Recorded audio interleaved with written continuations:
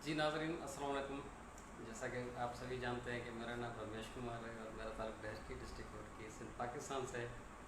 आज हम बहुत खुशनसीब हैं कि हमारा जो मेंटोर है सर रेहान अल्लाह वाला साहब वो खुद लहर की चल के आए हैं और हमारी बहुत खुशकिस्मती है कि वो हमें ये शर्फ नसीब करता है और हमारे को ये शफ़क़त का हाथ रखता है। तो हम कोशिश करेंगे सर रेहान साहब को एक तो हम वेलकम करते हैं एक मरतबा फिर, और दूसरा ये कि हम उससे कचहरी करेंगे, मतलब जैसे सिंधी में हमारी कचहरी होती है इसी तरह थोड़ी बहुत उससे कचहरी करेंगे, लेकिन यह है कि प्रोफेशनल कम होगी, हमारी मतलब निजी ज़्यादा होगी।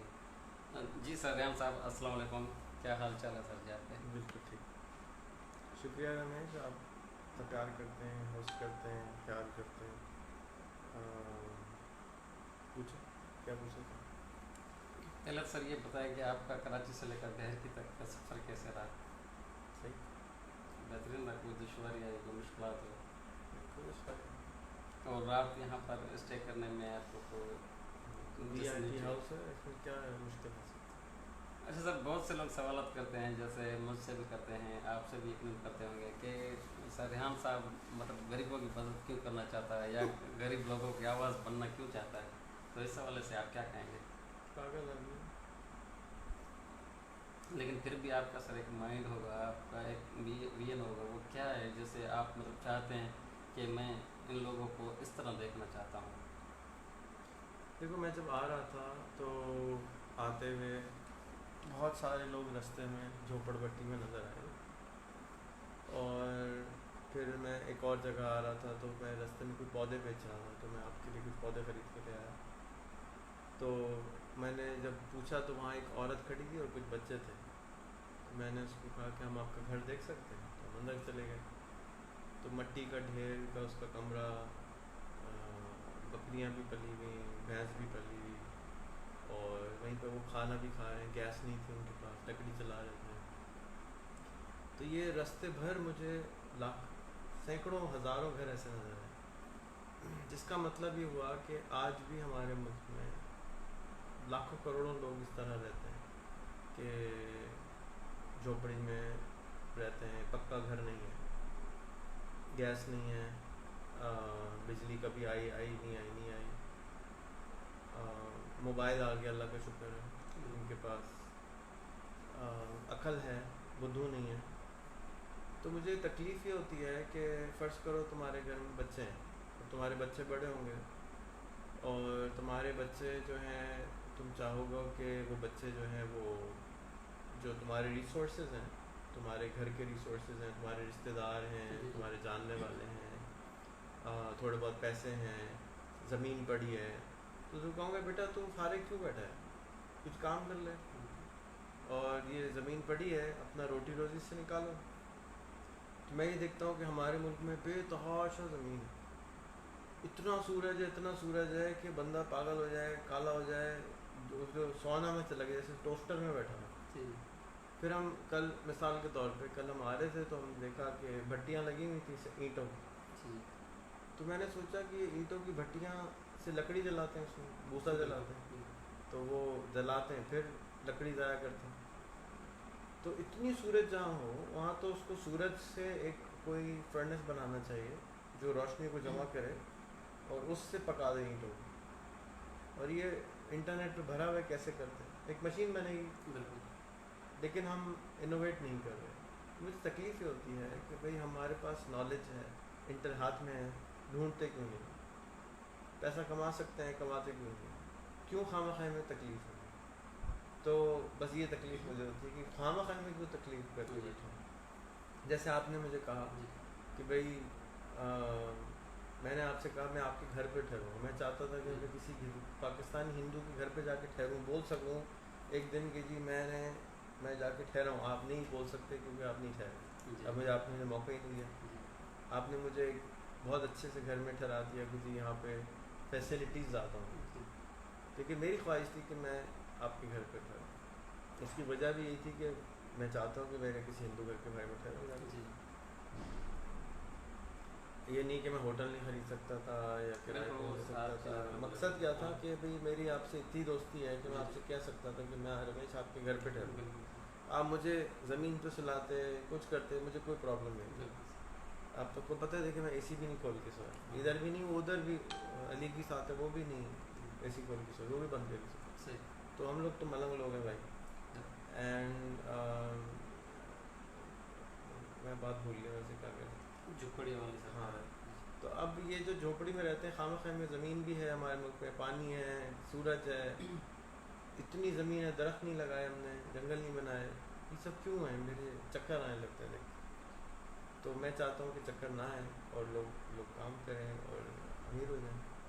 अच्छा सर, वैसे मैं अपनी भी बात कर सकता हूँ, दूसरों का भी मेरे पास एग्जाम्पल है। लोगों की एक सोच होती है, वो लिमिटेड होती है, उसको कैसे बढ़ाया जाए? वैसे कहते हैं हर चीज़ यूट्यूब पर अवेलेबल है, ईच एंड एवरीथिंग, फिर भी लेकिन लोग उस पर तरफ मुतवज्जह नहीं होते। लोग ऐसे मोटिवेट होते हैं जैसे आप हमसे बात कर रहे हैं। देखिए, आपने भी मुझे फ़ोन कॉल पे बात की थी, तभी मैं मुतमिन हुआ था। वैसे अगर मैं इंटरनेट को फॉलो करता या यूट्यूब को फॉलो करता, यकीनन मैं हो सकता है इस मकाम पर ना होता बदौलत आपके। वैसे अल्लाह से सब कुछ करता है, वो बेहतरी भी करता है, लेकिन फिर भी ऐसे कुछ ख्यालात होते हैं जिस पर लोग सोच नहीं बढ़ा सकते, तो उसके लिए आप क्या कहेंगे? देखिए मेरा ये ख्याल है कि लोग अपनी सोच इसलिए नहीं बढ़ाते क्योंकि आदतन वो ऐसे, उनको ऐसे लोग ही नहीं मिले अभी तक जो बचपन से, एक बच्चा होता है ना, आप सिंधी में बड़े हुए हो, मैं आपसे कहूँ कल से आप सिंधी ना बोलो, ऐसा हो सकता है? नहीं, मुश्किल होगी ना। मुश्किल है। तो क्या होगा कि अगर मैं, लेकिन मैं आपको पकड़ूँ और जापान में छोड़ दूँ और कोई सिंधी बोलने वाला ना हो, सिर्फ जापानी बोलने वाले हो, तो 2 साल के बाद आपकी सिंधी बेचारी कमज़ोर हो जाएगी जी। और जापानी अच्छी हो जाएगी। बिल्कुल इसी तरह से आपका जो दिमाग है, उसको बचपन से एक चीज़ बताई गई है, ये अच्छा है, ये अच्छा है, ये अच्छा है, ये ख़राब है, ये ख़राब है, ये ख़राब है। क्या ख़राब है? जिसको जानते नहीं है वो ख़राब है। जी जी। मुसलमान आदमी से दूर रहो, अपने लोगों में रहो, अपना काम करो। जी जी। गोश्त ख़राब है, जी जी। ये चीज़, जो भी चीज़ ख़राब है, जो चीज़ सही है। अब एक आदमी कह रहा है कि दूसरा आदमी आके कह रहा है नहीं ख़राब नहीं है, तो उसको तो डर लगेगा ना, उस आदमी से डर लगेगा जो कहेगा ये ख़राब नहीं है। क्यों? हमने तो बचपन से यही सुना है जी जी। कि ये करना है। अब ये एकदम से कैसे कोई चेंज नई है, बात हाँ। आ जाएगी? तो हमको क्योंकि रोल मॉडल ऐसे नहीं मिले, ऐसे लोग हमारे सामने, टीचर नहीं आए जो हमको कहें कि सोचो, हम कम आए, तो हमको डर लगता है। जी जी। और कोई मसला नहीं है। और उस डर को तोड़ने के लिए ही मैं आपके साथ बैठा हूँ कि भाई आप बैठोगे, ये आपको आदत है कि जी कचहरी करनी है, दूर बैठना है। जी। अब कोरोना ने आके कचहरी को इंटरनेट पे शिफ्ट कर दिया कि जी कचहरी अब जो है हम इंटरनेट पे करेंगे। तो आहिस्ता आहिस्ता अब कचहरी इंटरनेट पे शिफ्ट हो रही है, बातें शिफ्ट हो रही है। टेक्नोलॉजी तो थी, आदत नहीं थी। अच्छा, जैसे आपने बात की आपके तजुर्बे के मुजब लोगों में डर है, तो इस डर का खात्मा कैसे हो सकता है, थोड़ा सा ये बता दें। डर का खात्मा ओवरनाइट तो बहुत मुश्किल है, जी क्योंकि ट्रस्टेड लोग जो हैं वही डर का खात्मा निकाल सकते हैं। मिसाल के तौर पे आपको कुछ लोगों पे भरोसा है, कुछ लोगों पे भरोसा नहीं है। बिल्कुल। अगर आप नवाज शरीफ के चाहने वाले हैं तो आपको नवाज शरीफ पे भरोसा है, इमरान खान को आप बुरा कहते हैं। जी अगर आप इमरान खान पे भरोसा है, नवाज शरीफ को आप बुरा कहेंगे। तो जिस पे भी भरोसा है उसका थोड़ा बहुत काम है कि वो आपकी मदद करे डर निकालने में। और एक तरीका ये। दूसरा, अगर अपने अंदर से खुद इंसान डर निकालना चाहता है तो क्या करे कि ऐसी चीज़ों के करीब जाए जिससे उसको, नज़दीक लेके जिसको किस चीज़ के नज़दीक जाए, डर को निकालने के लिए, किस चीज़ के पास जाए। नॉलेज के लिए। कि हाँ, अगर डर से, अगर सांप से डर लगता है तो डर कैसे निकलेगा? सांप के करीब जाए, जिससे वो उसको डर लगता है उस चीज़ के करीब। उसके करीब जाए। और डर डर को निकालना है ना, तो थोड़ा थोड़ा थोड़ा थोड़ा। कल आपका कज़न बैठा था, उसने मुझे बोला मुझे किसी चीज़ से डर नहीं लगता। मैंने कहा तुम तो फिर वली हो, जी जी। तो प्राइम मिनिस्टर की लड़ जाओ। फिर अगर मगर शुरू कर दी उसने। मैंने कहा तुम्हें डर लगता है? कहते नहीं, डर नहीं लगता मुझे। अगर मगर, अगर मगर क्या होता है? अगर मगर क्या, हार जाओगे इलेक्शन जी तो डर नहीं लगता ना हारने से, तो फिर क्यों, फिर कोशिश क्यों नहीं करते हो? जी। जी कहते फ़ायदा है। मैंने कहा तुम एक पूरा प्रोसेस सीखोगे, नई चीज़ बनोगे, इतने 12-14 साल यूनिवर्सिटी जाके क्या तीर मार लिया तुमने? जी। सो डर से निकालने के लिए जिस चीज़ से डर लगता है उसको थोड़ा थोड़ा करीब जाना पड़ेगा, वरना नहीं निकलेगा। वो मुझे नहीं मालूम और कोई तरीका। अच्छा, जैसे आपने मतलब एक मुसलसल 20 साल से जो की है कि पाकिस्तान को डिजिटल बनाओ, अल्हम्दुलिल्लाह वो कोशिश आपकी थोड़ी बहुत कामयाब जा रही है, लेकिन आगे भी जाएगी। तो अभी आप कहते हैं पाकिस्तान से गुर्बत ख़त्म होगी, तो उस पर कैसे लाएमल है आपके पास? देखो, गुर्बत कोई चीज़ नहीं होती। गुर्बत क्या होती है? वैसे गुर्बत तो उसको कहते हैं जो बेचारा गरीब हो, जो अपने घर में खुश हो लेकिन फिर भी थोड़ा बहुत परेशान होता है। लेकिन बहुत से लोग हैं कि हमारे पास अमीर हैं, कुछ लोगों की ऐसे ख्वाहिशात होती है कि ऐसे हम भी ऐसे बने। ओके, जब तक वो ख्वाहिश नहीं है तो बन सकता है कोई। नहीं, तो क्या चीज़ हुई गुर्बत? ख्वाहिशात को मतलब कंट्रोल करने के लिए उसको आगे बढ़ना चाहिए। गुर्बत एक सोच का नाम है। हम्म, अगर हमारे पास ख्वाहिश नहीं है जी गुर्बत ख़त्म करने की अपने अंदर, और हमें क्या लगता है, डर लगता है, तो फिर हम अपने आप को अमीर, गरीब से अमीर नहीं बना सकते। जी तो गुर्बत ख़त्म करने के लिए जो सबसे बड़ा चैलेंज है वो ये कि लोग अमीर नहीं होना चाहते। बोलते हैं, ज़बान से बोलना और चीज़ है और दिल से और अमल से बोलना अलग चीज़ है। ज़बान से सब बोलते हैं यार साईं, किसको बुरा लगता है पैसे हो तो, लेकिन काम नहीं करते उसके लिए। तो कैसे काम करेंगे? फिर वही थोड़ा थोड़ा डर निकालना है उनका, फिर थोड़ा थोड़ा उनसे बात करना है, कचहरी करनी है, पूछना है, उनसे पूछना है। तो हमें बहुत सारे बात करने वाले ऐसे लोग चाहिए और ऐसे उनको दोस्त चाहिए जो उनको बता सकें हैं कि भाई, जैसे मैंने आपके कल कज़न को पूछा, मैंने क्या आपकी आमदनी क्या? कहते 25,000। मैंने कहा किसी भी एक आदमी को जानते हो जिसकी आमदनी 1 लाख रुपए हो? कहते नहीं। तो मैंने कहा भाई तुम 1 लाख आमदनी चाहते हो? कहते हैं हाँ।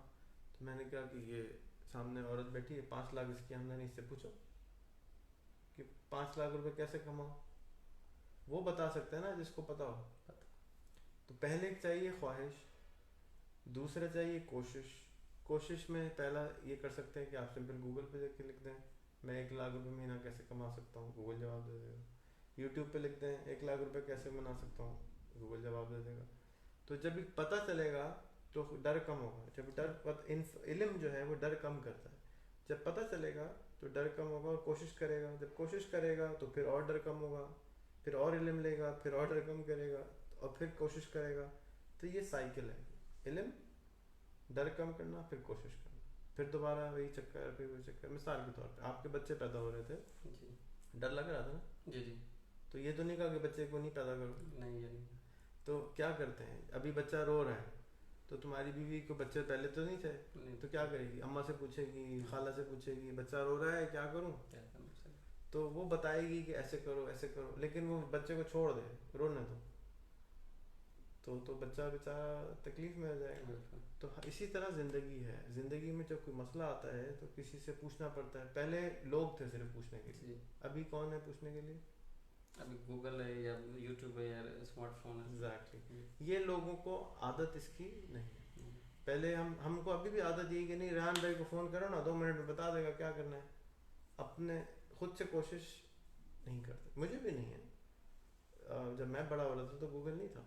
गूगल को आए हुए सिर्फ 21 साल हुए हैं। 25 साल मैंने अपनी ज़िंदगी के बगैर गूगल के गुजारे हैं।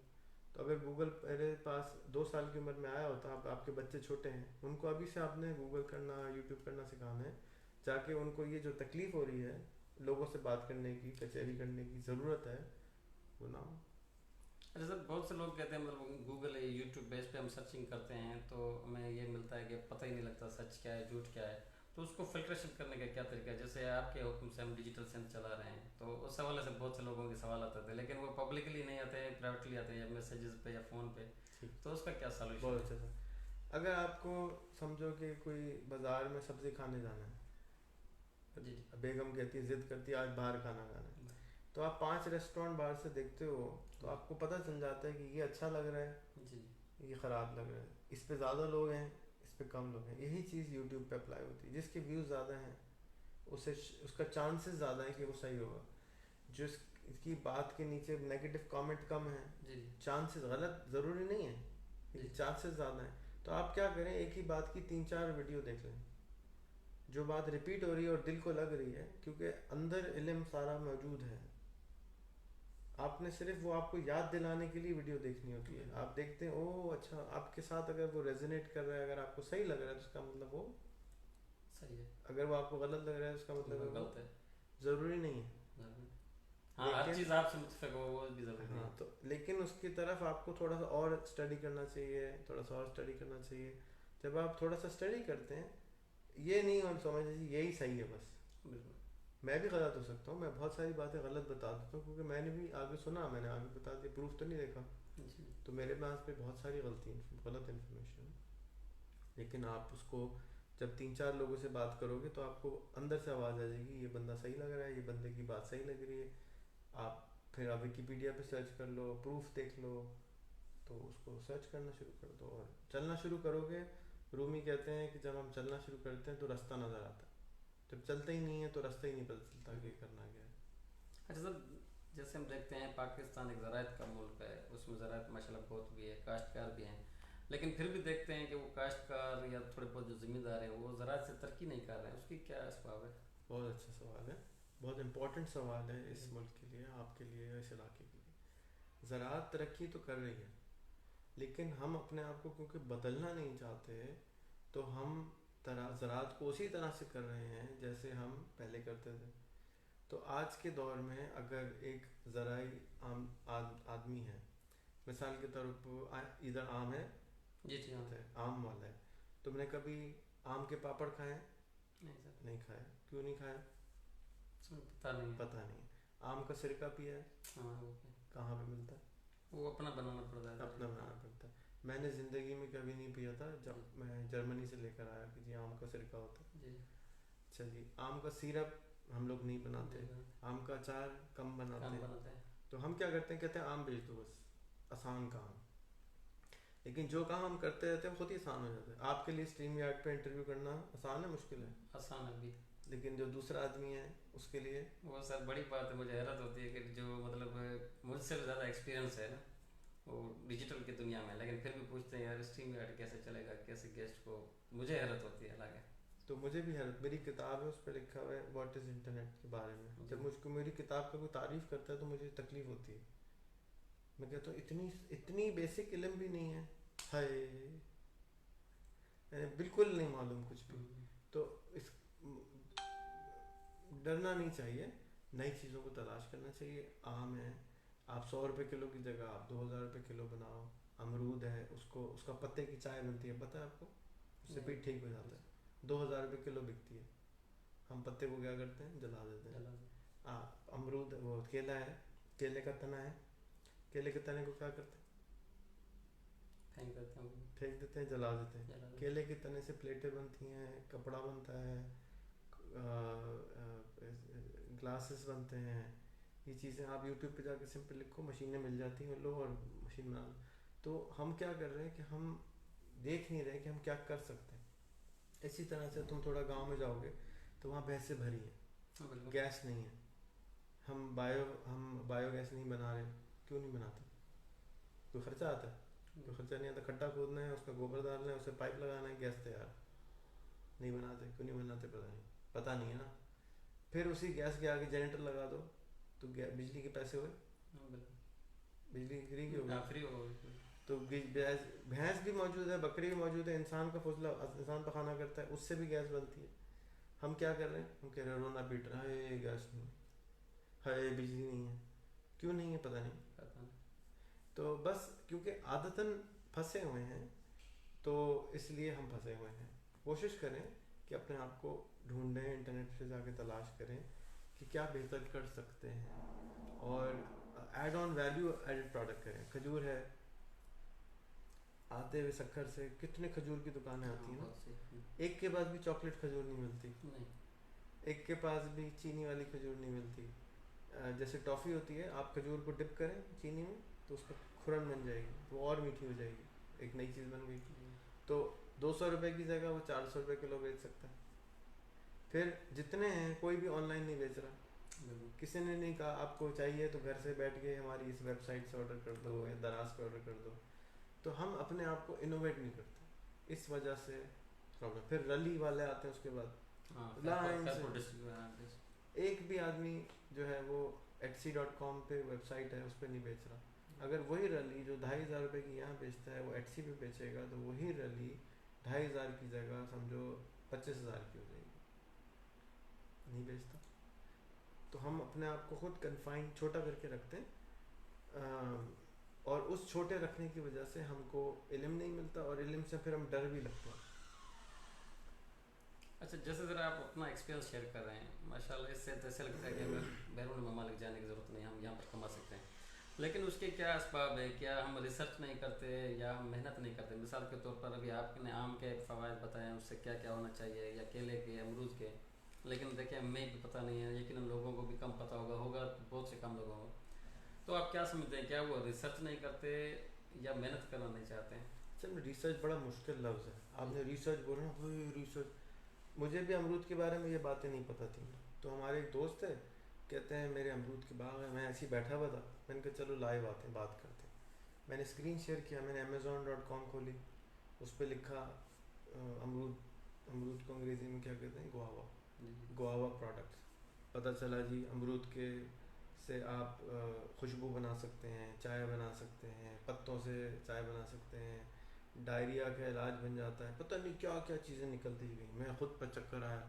फिर हमने प्राइस कैलकुलेट करी, हमने देखा कि अमरूद की पत्ते की साशे, जैसे टपाल के टी बैग आते हैं ना, जी। उसी तरह अमरूद के पत्ते की टी बैग आता है, उसको पी लो तो पेट ठीक हो जाता है। तो कभी सोचा भी नहीं था। लेकिन 15-20 1 घंटे का हम बैठे रहे तो पता चला भी वो तो ख़जाना है, लेकिन हम उसको ढूंढने की कोशिश नहीं करते। बाहर जब क्यों जाते हैं? इसलिए कि सुना है कि बाहर आमदनी अच्छी होती है। दूसरा, बहुत सारे लोग घर से दूर भागना चाहते हैं, वो बहाना ये बनाते हैं कि हम आमदनी के लिए जा रहे हैं, लेकिन वो घर से भागना चाहते हैं तो वो एक बहाना मिल जाता है कि घर से भाग जाते हैं। बहुत सारे रीजंस हैं, और असल रीज़न ये है कि एक्सपोजर कम है। एक्सपोजर यानी हम अपने से फ़र्क लोगों से कम मिलते हैं। तो जब आप अपना एक्सपोजर बढ़ा देंगे जी। जी। तो आपकी आमदनी खुद बहुत बढ़ जाएगी। लेकिन इसको क्या करना चाहिए आसान अल्फाजों में, जैसे लोग यहाँ पर समझ सकें कि तुम बताओ, तुम्हें अभी तक क्या समझ में आया? हम तो ये समझ रहे हैं कि उसको देखना चाहिए। मिसाल के तौर पर आम है, हम आम को ऐसे मतलब होलसेल में बेचते हैं, तो मिसाल के तौर पर एक आम 50 रुपये किलो बेच रहे हैं होलसेल में। वही आम अगर हम थोड़ा सा रिटेलर को दे दें, मतलब 70 रुपये जाएगा, तो 20 रुपये एक किलो पे बच रहे हैं। हालांकि मेहनत इतनी कोई नहीं है, बंदा एक ही जाएगा, गाड़ी एक ही जाएगी, सिटी एक में जाएगा, डेरकी में देंगे, मिरपुर में देंगे, तो इससे बच सकते हैं। दूसरा ये कि हम उससे ये सोच सकते हैं कि कैसे फ़वाद हो सकते हैं, मतलब थोड़ा बहुत उस पर करेंगे। जैसे आपने कहा अचार बनता है, तो हम अचार की कैलकुलेशन कर सकते हैं कि अचार हमें महंगा जा रहा है, या ऐसे आम बेच रहे हैं, या कच्चा आम बेच रहे हैं, या आप मिसाल पका के बेच रहे हैं। तो कैलकुलेशन एक होगी तो फिर पता चल जाएगा कि इसमें कितना फ़ायदा है, कितना नुकसान है। जल्दी बेचेंगे तो कितना फ़ायदा हो रहा है, बाद में बेचेंगे तो कितना पैसे कितने आएंगे। तो इस हिसाब से मैं समझता हूँ अच्छा लगेगा। मज़ीद आप एक्सपीरियंस है? बिल्कुल ऐसे आसान अल्फाज में आपने बता दिया, लेकिन आपको क्योंकि जो चीज़ पता, जैसा टमाटर है कभी कभी सस्ता हो जाता है ना, जी, बिल्कुल 2 रुपये 30 रुपये किलो किलो, भी होता है, 20 रुपये भी हो जाता है, फिर 200 भी। है ना। तो अब हमने थोड़े से रिसर्च करी तो पता चला टमाटर का पाउडर बन जाता है। मुझे तो नहीं पता था ये बात। जी। तो अब और दूसरा मुझे पता है कि टमाटर सूखा हुआ आप सुखा सकते हैं। हाँ जी। तो आप क्या करें, पहले सुखा लें। तो सूखा हुआ टमाटर अगर 30 रुपये है, टमाटर 30 रुपये आपने सुखा लिया, तो कॉस्ट क्या आई टमाटर की? आप 30 रुपये आई, 35 लगा लो। उठा के आपने अलमारी में रख दिया 6 महीने के लिए, तो कोई फ्रीज़र नहीं लगा, कुछ नहीं लगा। और अब जब 50 का हुआ, 100 का हुआ, बेच दिया। या पाउडर बनाना शुरू कर दिया, पाउडर के पैकेट बेचना शुरू कर दिया। तो जिस तरह मिर्ची पाउडर बिकता है, इसी तरह टमाटर पाउडर भी बिकना शुरू हो जाएगा। लेकिन अभी हम बेचते हैं ना इस्तेमाल करते हैं।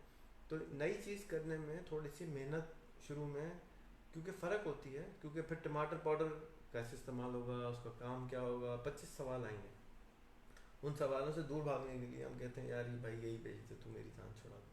जो चीज़ हमें नहीं आती वो हमें उससे डर लगता है, उससे हमें अजीब सा लगता है, वो हम नहीं करना चाहते। तो हर इंसान को कोशिश ही करनी चाहिए कि 10% 20% इनोवेशन करता रहे। इनोवेशन यह होती है कि नई चीज़ ढूंढता रहे, कि 10% कर, 90% तो चेंज नहीं हो सकता कोई भी। वो तो जब होता है जब हार्ट अटैक होता है, फिर कहता है भाई खाना भी ठीक करो, एक्सरसाइज भी करो। फिर उसी वजह से कोरोना जैसा मौसम आता है, नौकरी से जाएंगे लोग, तो अब लोग ज़्यादा तेज़ी से चेंज होंगे। मुसीबत आती है ना, साथ साथ ये भी अपॉर्चुनिटी भी आती है कि भाई हम नया क्या कर सकते हैं। अच्छा, फिर मैं वापसी उसी तरफ लौट के आऊँगा, काश्तकारों की जानब से। काश्तकार बहुत से हैं, लेकिन वो देखें सारी मेहनत उन्हों की होती है, लेकिन फ़ायदा फिर भी ज़मींदार लेता है। हम ये नहीं कहते कि ज़मींदार फ़ायदा ना लो, वो भी ले, क्योंकि उसका आकर उसकी ज़मीन है। लेकिन काश्तकार को इतना फ़ायदा नहीं होता और काश्तकार मेहनत भी दिन रात करता है, तो काश्तकार को ऐसा क्या करना चाहिए जिससे वो भी ज़्यादा बढ़ सके? बहुत अच्छा सवाल है। तो काश्तकार को थोड़ा सा कंप्यूटर चलाना, मोबाइल चलाना आना चाहिए, और उसको वो आइडियाज़, या आपको आता है तो आप काश्तकार को बताओ भाई तुम मैंगो काश्त करते हो? हाँ करता हूँ। अच्छा, सड़ा हुआ मैंगो या हल्का मैंगो क्या दाम मिलता है? तो 10 रुपये मिलो के, हाँ ले आओ। बेगम है, बच्चे हैं, भाई हैं, घर है, उसमें ले आओ, उसका मुरब्बा बनाओ, उसके पापड़ बनाओ, उसको सुखा लो, सुखा के ऐसे ऐसे इसको बेच दो। अब ओवरनाइट तो कोई चीज़ चेंज हो सकता है, एक दिन में तो कोई नहीं बदल सकता, लेकिन अब आपने अगर 10 घंटे मजदूरी करी और फिर 4 घंटे घर में अपने साथ अपना बिजनेस किया, आम का, आम का मौसम आ रहा है ना, तो अब आम का सिरप बनाया, आम का सिरका बनाया, आम की चीज़ें बनाई। आम का सिरका ख़राब तो नहीं होता, वो तो रखे रहो एक साथ, तो वो आहिस्ता आहिस्ता फिर उसको OLX पे बेच दो, दराज पे बेच दो, दुकान वालों के, रिटेल वाले पे रखा दो। अभी तो वो ये नहीं बनाता, नहीं। तो वो क्यों नहीं बनाता? 10 रुपये, जी जी सर। अगर 10 रुपये किलो ले रहा है, तो उसने अगर 10 रुपये किलो की प्रोडक्ट को बढ़ा के 200 रुपये किलो, 400 रुपये किलो कर दिया, और बीवी गारे फिर फारिग बैठी हुई थी, आग जला रही थी, खाना पका रही थी, चीज़ें को उसको ये सिखा दिया, तो मिल के आप अपने आप को गुर्बत से बाहर निकाल सकते हैं। मुझे बहुत तकलीफ़ होती है देखते हुए, आते हुए मैं देख रहा हूँ इतना ज़मींदार है, उस ज़मींदार को भी कोई फर्क नहीं पड़ रहा, आम वाला है, उसके 2000 एकड़ फार्म है, उसको क्या ज़रूरत पड़ेगी कुछ नया करे?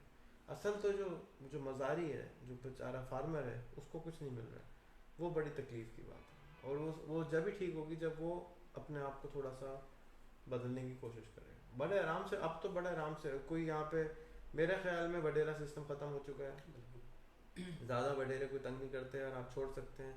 होगा, हर जगह होता है थोड़ा बहुत, लेकिन ज़्यादातर जो है आदमी अपने आप को अपनी मुसीबत से बाहर निकाल सकता अच्छा, दूसरा ये भी देखा है कि मतलब ये भी मुझे अभी तक समझ में नहीं आया, हो सकता है आपका इस है। मतलब यकीन आया कि एक्सपीरियंस नहीं हो। आया? हाँ, यकीन तो आ गया। कोई ये वाला मज़ारी वो हाँ अपने आप को ठीक कर सकता है? हाँ बिल्कुल। अच्छा सर, दूसरा ये कि ये अब सब। सवाल ये कि वो करता क्यों नहीं है, मेरा सवाल ये है जी जी कि वो क्यों नहीं करता। या हम इतनी NGO बनाते हैं, जी हम खाने के पीछे, यहाँ के पीछे, हम ये सब NGO क्यों नहीं बनाते कि भाई इसको कौन सिखाएगा? खाली शायद जो है ना ठेका लिया है, खाली रेहाना लाओ ने ठेका लिया है कि वो सिखाएगा। अगर कोई आदमी वीडियोस बना के डालना शुरू कर दे कि जी आम से आप ऐसे ऐसे पैसे कमा सकते हैं, तो क्या उसकी वीडियो चलेगी नहीं? चलेगी बिल्कुल। अच्छा सर, दूसरा ये मैंने देखा अक्सर के जो ये काश्तकार होते हैं, हम जिसको कहते हैं गिरवी, मतलब 1 लाख रुपए एडवांस ले लिया हम्म, और फिर वो कर्जा उतार भी नहीं सकता, और उसके पास जो ये फार्मर है, हम्म। पूरे फैमिली के फैमिली वहाँ पर कैद होते हैं। तो इसकी क्या वजूहत होती है? क्या वो ज़रूरत से ज़्यादा पैसे खर्च कर लेते हैं, या वो ज़िम्मेदार थोड़ा बहुत उससे मतलब उसका हक नहीं देता, जिसकी वजह से, क्योंकि वो पढ़े लिखे उतने नहीं होते, कैलकुलेशन में कोई प्रॉब्लम होता है आमदनी में, और थोड़े बहुत गरीब होते हैं, जैसे आपने कहा डर होता है, तो डर की वजह से वो कुछ पूछ नहीं कितने सकते। लोग होंगे ऐसे? सर वैसे देखें बहुत से लोग हैं जो मतलब अक्सरियत काश्तकारों की जो गरीब है ना, जो मतलब यहाँ से। देखो हम बहुत सारे ट्रेडिशन में फंसे हुए हैं। ट्रेडिशन क्या होता है? कल्चर, ट्रेडिशन हमारी, जैसे मिसाल के तौर पे मैं अगर किसी के पास जाऊँ, उसको वो मुझे नहीं खाना, जैसे मैंने आपको कहा मेरे लिए आप रात को दाल चावल दाल रोटी बना दो, आपने क्या किया, अरेंज किया, आपने 5 आइटम अरेंज किए, क्यों? इसलिए कि आपका ट्रेडिशन ये बोलता है कि जब मेहमान आ रहा है तो मेहमान की खूब खातिरदारी करनी, चाहे किसी से उधार न लेना पड़े, लेकिन मेहमान को जो है वो खातिरदारी करनी। ये क्या चीज़ है? ये ट्रेडिशन है, इसका ताल्लुक रियलिटी से नहीं है। मेहमान खुद बोल रहा है हाथ जोड़ के, प्लीज़ दाल दाल रोटी खानी, लेकिन नहीं, हम आपको यही खिलाएंगे क्योंकि हमें अच्छा लगता है। तो इसी तरह से कोई शादी करनी है, तो शादी निकाह तो आराम से हो जाता है, या फेरे लगाए, चलो भी शादी हो गई। नहीं, दावत करनी है, रिश्तेदारों को बुलाना है, उधार लेना है 2 लाख रुपए, ये क्या है? ये अपने ऊपर खुद मुसीबत बोझ डालना डालना है। है। हाँ, खामा खाए में भाई एक आदमी बोल रहा है भाई मुझे नहीं खाना, आप नहीं फिर भी खाएं, क्यों? हमें अच्छा लगता है, भाई अच्छा लगा लो या पैसा या पेट कटवा लो अपना। ये जो आदतें हैं, ट्रेडिशन है, ये हमें गड़बड़ करता है हमारे साथ, इसीलिए हम उधार लेते हैं, और इसीलिए हम अब ऐसे अपने खर्चे बांधते हैं जिसकी हमें ज़रूरत नहीं है। तो हमारे खर्चे हम खामा-खाई में ऐसे बढ़ाते हैं, ऐसी चीज़ों में बढ़ाते हैं जिसकी हमें कोई फ़ायदा नहीं मिलता। कोई बस खुशी थोड़ी बहुत मिल जाती, चलो भी खुशी कर लो, नो प्रॉब्लम। अब तुम्हारी खुशी है, कितनों की खुशी बर्दाश्त करूँगा मैं? भाई सब आदमी मुझे 5-5 टाइम खाना खिलाएंगे तो मेरा तो तबीयत ख़राब हो जाएगी।